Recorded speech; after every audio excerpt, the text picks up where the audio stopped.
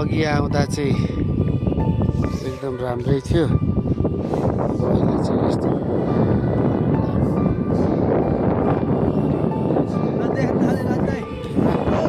खबरलाई हेर्नु जल्दी र